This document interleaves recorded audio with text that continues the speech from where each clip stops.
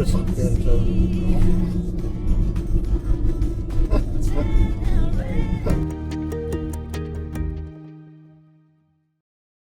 This week we start our journey where we last left off, halfway up the Natchez Trace Parkway. They say ignorance is bliss, and maybe it is, because as we woke up this morning, we had no idea that later that night we'd be just minutes away from a tornado. But first, what a beautiful drive full of views, animals, hikes, history, and waterfalls. We're glad you're with us. Good morning. It's Monday, March the 2nd. 60 degrees out on the Natchez Trace. We woke up at the Jeff Busby campground, and now we're going to continue towards Nashville. Come along with us. We're up bright and early this morning. No, we're not. We were. But then we went back to sleep. That rain will put you to sleep on it. Well, it wakes you up and then it puts you to sleep, so I don't know. Turn right onto Park Road, then turn right onto Natchez Trace Parkway.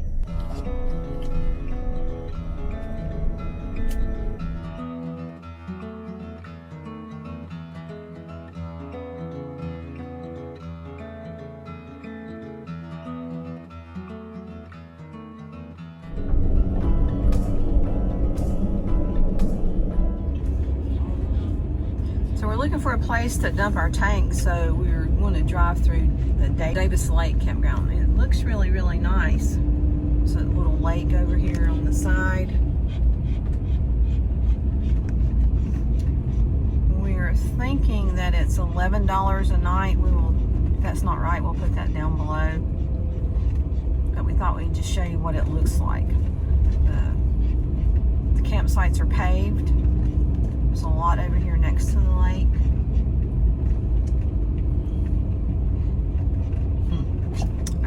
I do think it's got electric and water on each one of the sites. It's beautiful. It's a beautiful campsite. You want to stay here? I'm kidding. Oh. I don't know, it'd be nice.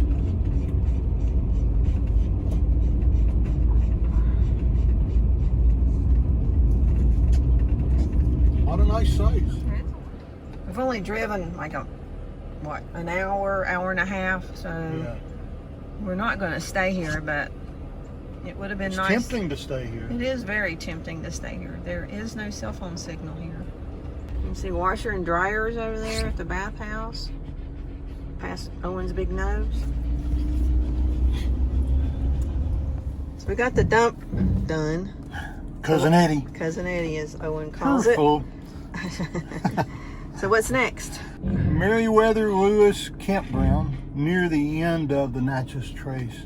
We're 149 miles away from there, and at 45 to 50 miles an hour on the parkway, it'll take us 2 hours and 45 minutes to get there, arriving around 2:30. But I'm betting we stop and eat lunch before then, so Yeah, maybe 3:30 or so we'll get there. And I think we'll stop along the way to see some of the historic sites also. Yeah. It's tempting to stay here at this lake, though. It's beautiful, It's a isn't it? beautiful place, and it's really, really quiet, our kind of place. But we're going to keep rolling. So while I was doing the Cousin Eddie, one advantage of the van is Lynn made our second cup of coffee. So we're going to continue the next hour or so drinking coffee again. That's just awesome. Lots of things to love about the van. Let me tell you about the trees and the seas, how it's all connected. The flowers and the birds and bees, the northern lights, yeah, we're all affected. I'm watching, pray, pray, pray. I'm breathing in.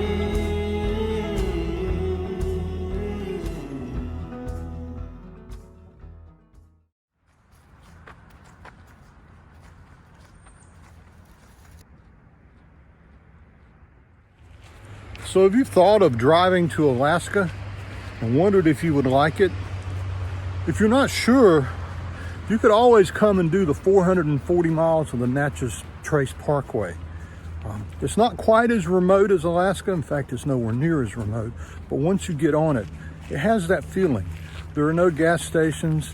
Cell phone coverage is pretty spotty the entire time. It's not developed. You're in the middle of nowhere most of the time.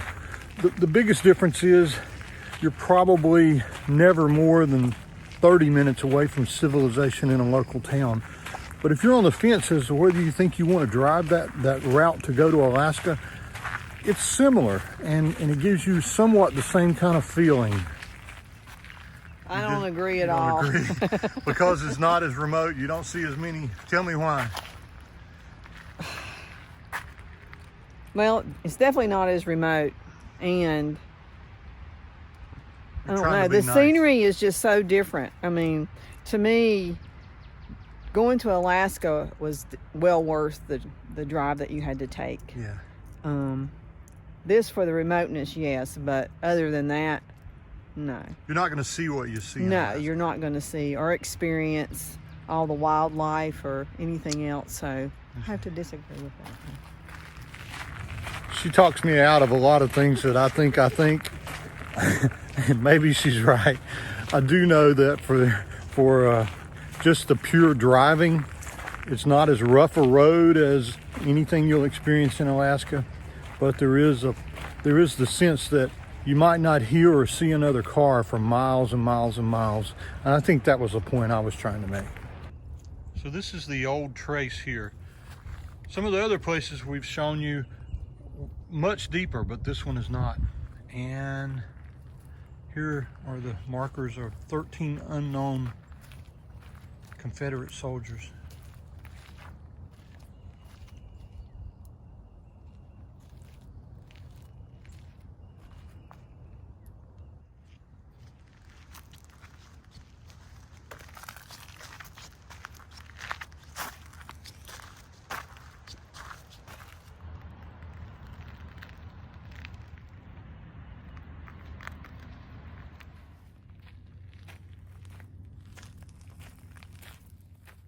I did read somewhere, and I can't remember where I read it, but the symbolism of leaving something on the grave sites. I know the penny was just to show, Respecting that you were here. yeah, respecting that you were here. I think a dime or a quarter means that you fought along with them, which, you know, I'm sure there are dimes here, but there's no quarters. I'm not sure that anybody that would come here would have fought along with them. So one of the things we read when we visited the British gravesite in the Outer Banks is that the coins let family members know that other people are aware of the sacrifice that they've made. So it's not necessarily for the person that's buried, it's for the families that come to visit to know, wow, there were people that thought about my loved one who gave their life.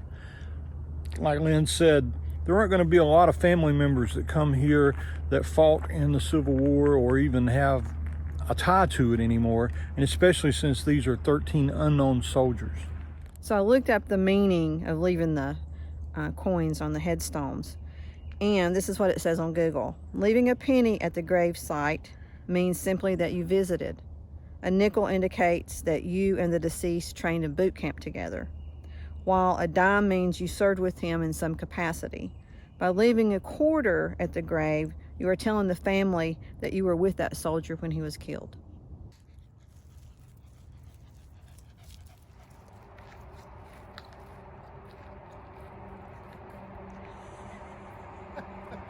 Maggie won't go without me. Yeah, she wants her packed together. Lynn said, you and Maggie walk that way and I'll get you both on the video. So I said, okay. Maggie won't go. She just sits there and waits. I know. Waits on her mommy. It's okay.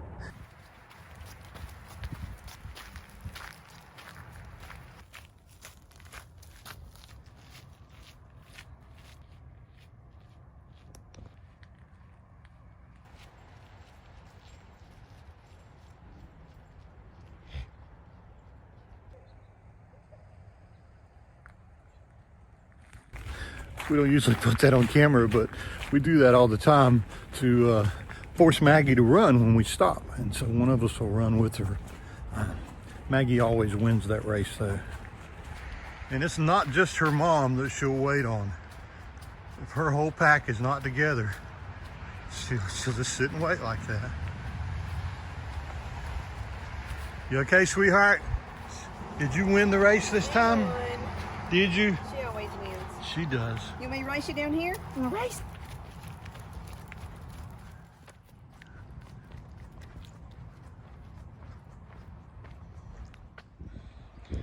Now she's saying she does not want to get back in the van. She has just stopped. Are you ready to go? Come on, we got to keep going. We have about 100 miles left to go. Let's go. Let's go. Let's get in the van. Hop, hop, hop. Hop, hop, hop. Hop, hop. Hop, hop.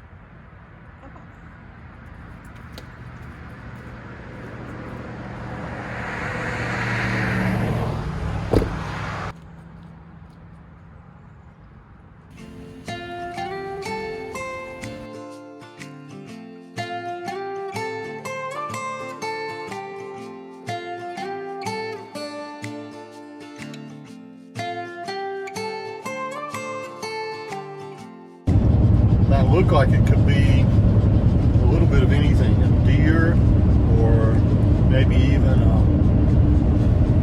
some type of cat. I don't know what kind. But that's one of the differences in riding on the Natchez Trace Parkway and riding on the Alaska Highway, the Alcone. When you see something there, it can be a bear, a grizzly bear, anything like that, and that's kind of what we got used to seeing. So I guess that's what Lynn is saying, is that there was something on the side of the road.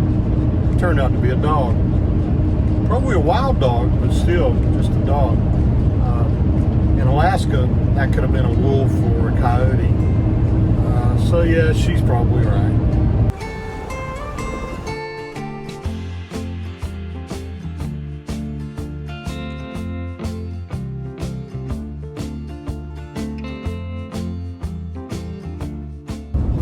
Crossing into Alabama on the Natchez Trace.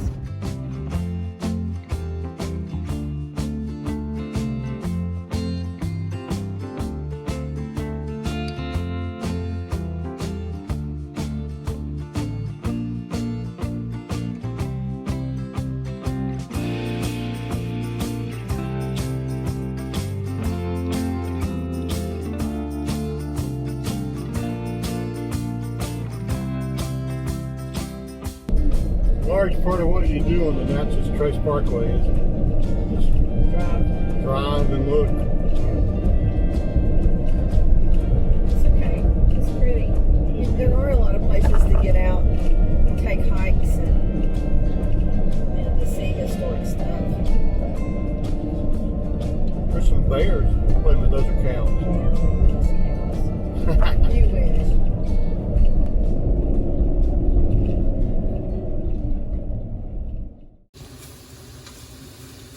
We call this the Travato restaurant. We stopped just at a little pull off on the Natchez Trace, and we're going to eat a nice lunch of, what did you say it's going to be? Bacon and egg, cheese and tomato sandwich. Breakfast sandwich for lunch. She asked me if I wanted a cold roast beef sandwich, or then she asked me about that. And I was like, you didn't need to make that second one sound so good if you wanted to do something easy. So that's what we ended up doing. Was, I don't know if it's hard or not, but my part of it's pretty easy. Part of it is really. But I've been driving too, so this is have. my time to rest. We do split up our duties pretty well, don't we? We do. That's a good partnership. It is a good part.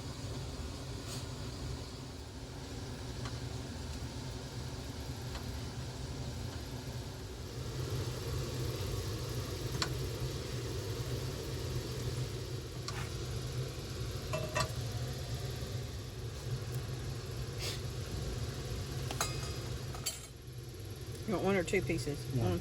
That's good.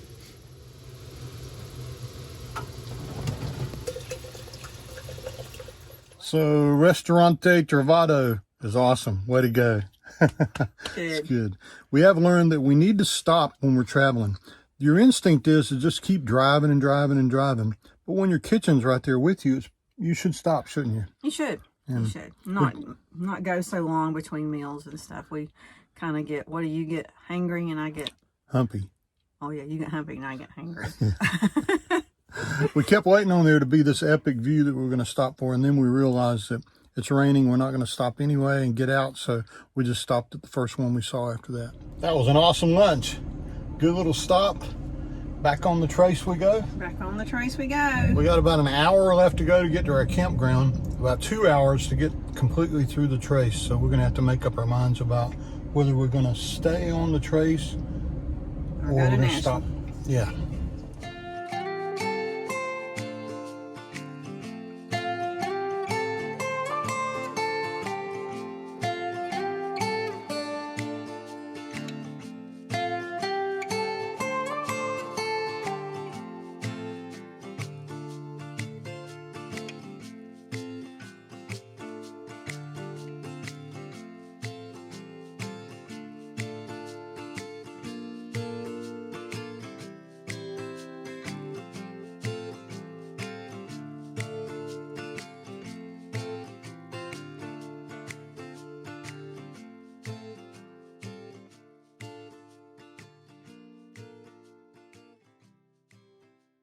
We're at the Culbert ferry. The George Culbert stand is right here. And then we're getting ready to take that bridge across the Tennessee River. It's swollen quite a bit today as things are almost in a flood state here, but it looks like it's safe to cross. What a beautiful sight. George Culbert operated a ferry across the Tennessee River from 1800 to 1819. He had a stand, or better known as an end. It was called a stand back then. It said that he once charged Andrew Jackson $75,000 to ferry his Tennessee army across the river. Wow, that's a lot of money.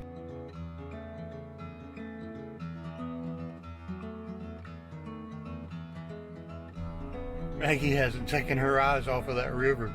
She's like, there's got to be fish down there, Daddy. There's got to be. Maggie, do you see any fish or anything? No. It's a big river. I don't think you can swim across that.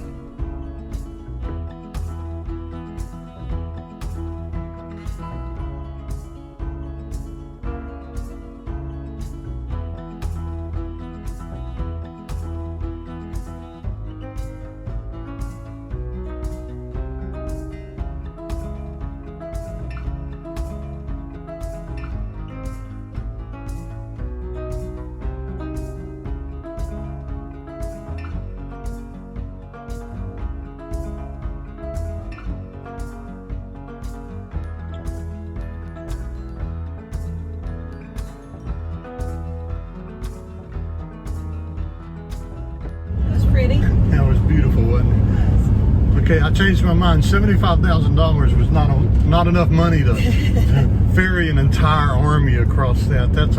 It's a wide river right there, isn't it? Okay, we're gonna keep going. We have quite a bit left to do on the trace. We're gonna do it all today. 137 miles left to go to get to Nashville.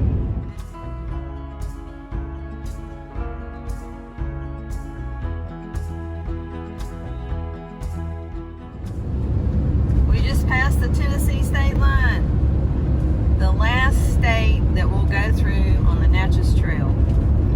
It's pretty cool that it passes through 3 states. Seems like most of it's in Mississippi. Mississippi.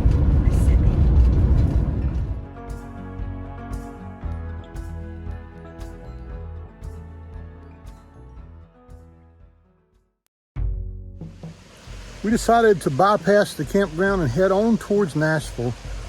Just a little past the campground though, there's a waterfall here on the trace. We've stopped to look at that.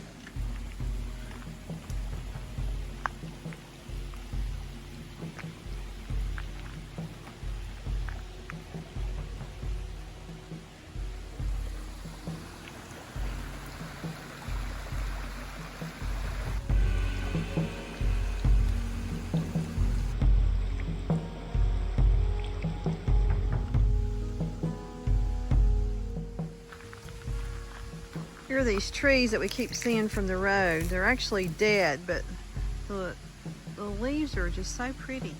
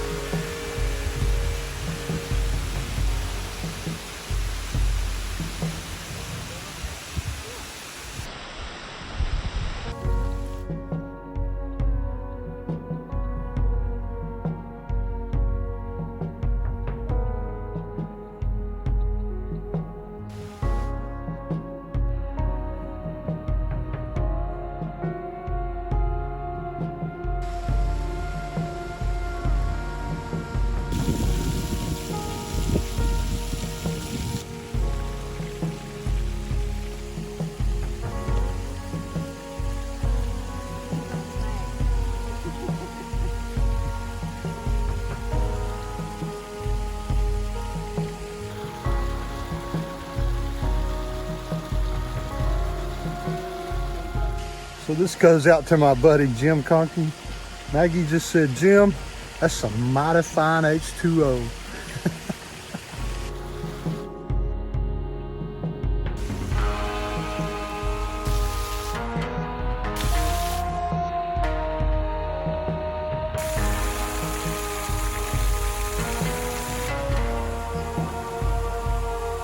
So they said this trail was a little steep. Not only is it steep, it's wet and very, very slippery.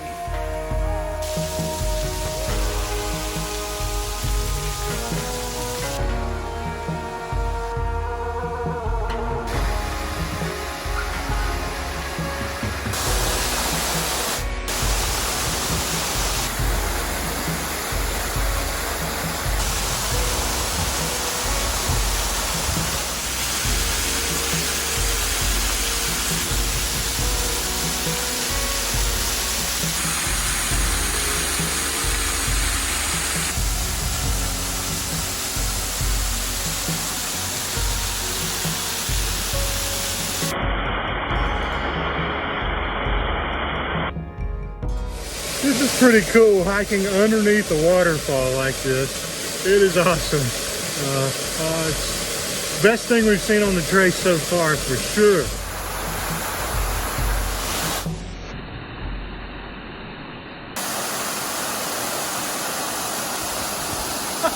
Did you get sprayed on? That's awesome. Owen's going to attempt to put his phone underneath the water.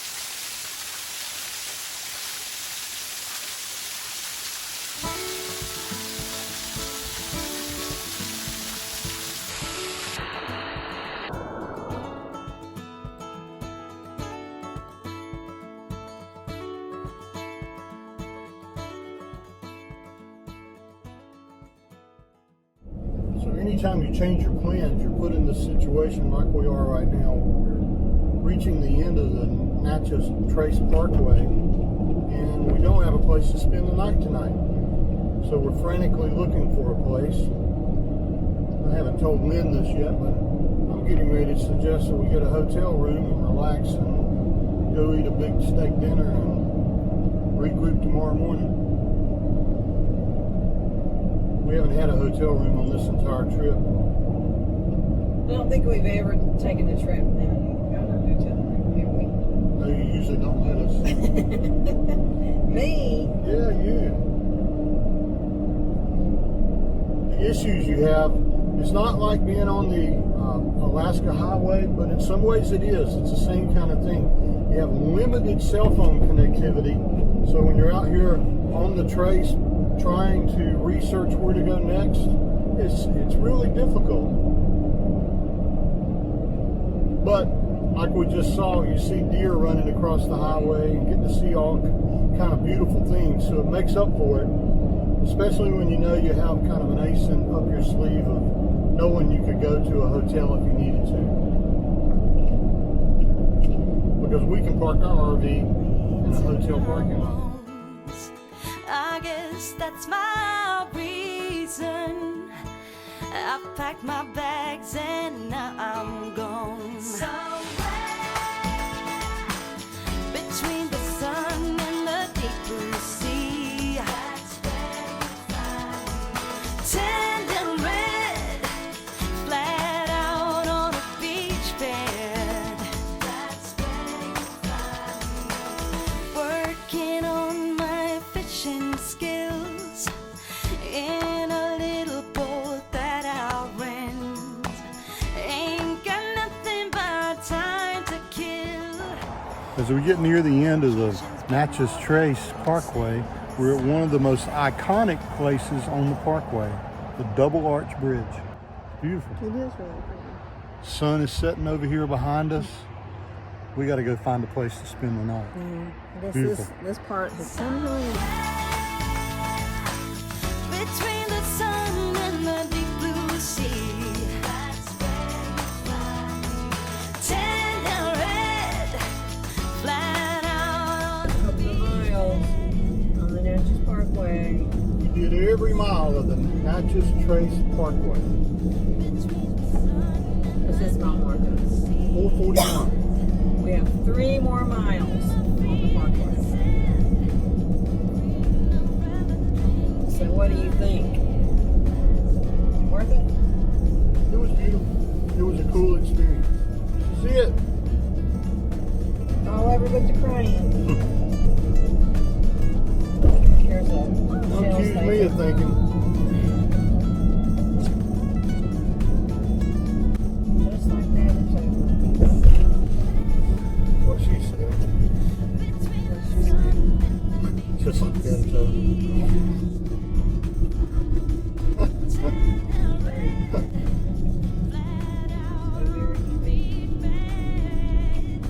5 miles. 12 miles on 40. Gas is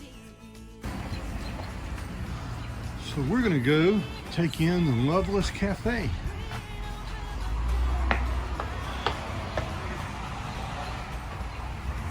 Come on in, dear. Thank you.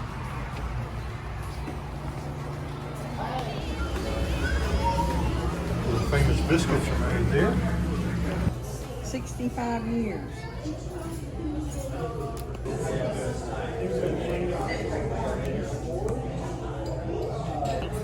So what are you thinking?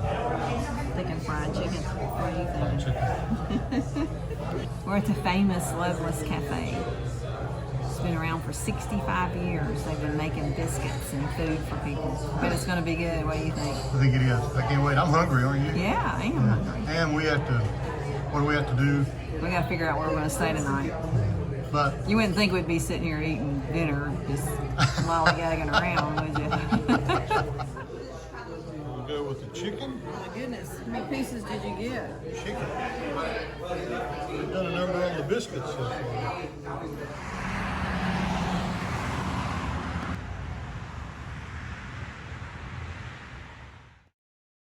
Well, that was a long day. We did find a place to spend the night, one of the state parks in Tennessee. Another state park, but this time in the Tennessee state. We're both pretty tired. We're going to call it a night. We'll show you tomorrow morning because we couldn't see it when we drove in tonight. Yeah, it's dark 30 here for sure. Sweet dreams. So 2 times during this trip to Florida, we have been really close to being in the path of a tornado. The first time was in St. Augustine, and it rolled through. Our watches never went off, but we knew it was close and we watched the weather. Last night, we finished up the Natchez Trace Parkway as we showed you, and we had a hard time trying to find out where we wanted to spend the night. But we decided that being east of Nashville was a good idea. I'm not really sure why we decided that, other than we thought we were going to go on to Pigeon Forge. But we went to bed last night, and Lynn said she saw lightning from 1 o'clock for the longest time. Right? I heard it a few times, but I never really.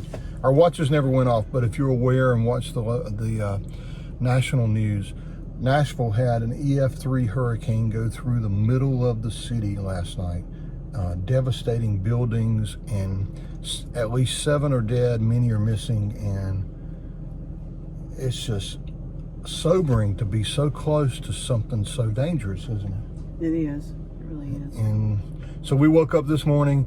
There are storms heading in again day after tomorrow. We're 6 hours away from our home. We may be overreacting, but the decision was made this morning that we are driving to our driveway. We appreciate you being part of our journey as we've gone through Florida. It's been a wonderful, wonderful, wonderful trip. And we'll take you with us on the next one that we go on, probably in 2 or 3 weeks. Until then, thanks for being part of our journey. Maggie, Lynn, and I love each one of you for being here every single time and commenting so much. And say an extra prayer for Nashville. For sure. It looks, I can't believe it. I woke up this morning and Lynn said, "Can you see? Is your eyeball in?" And I said, "I can see some." And she said, "Look at this." And I looked at the map. We were 27 miles from the center of the tornado. Yeah. Wow. I don't know why we even chose this place, do you? You did it. I guess. We originally wanted to go to 7 Points, which looks like it was right on the path of the tornado, but we came here a little bit further. I think they were closed because we never could get a hold of them, never could make a reservation or anything. And then the KOA was an option, but it's really, real expensive just for And it would to have pop been in. right in the path too, I bet. It probably would have been right in the middle. But we're lucky. We feel very blessed. We just have been really, really lucky, and we feel very, very blessed. And we're going to make the 6.5 hour drive to our driveway starting right now. Our original plan was to go downtown in Nashville today and listen to music, but as we're turning right to get on 40 Turn right onto the ramp. you can see that 40 West is completely closed. They're not letting anyone go into Nashville on 40 West. We could not have done that anyway. There must be 20 cops over there as far as police cars. I guess it's a good thing we could just get out of here, I guess. Yeah, so we're going east instead of west. Show them the There's the traffic.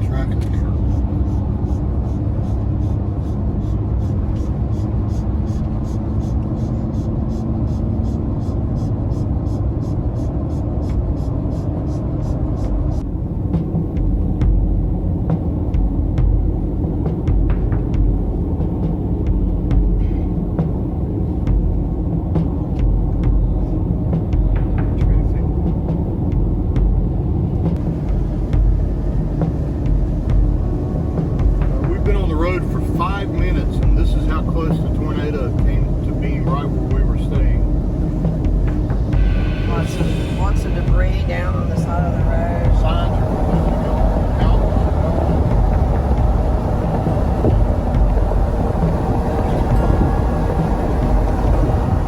Looks like there's a wreck up here.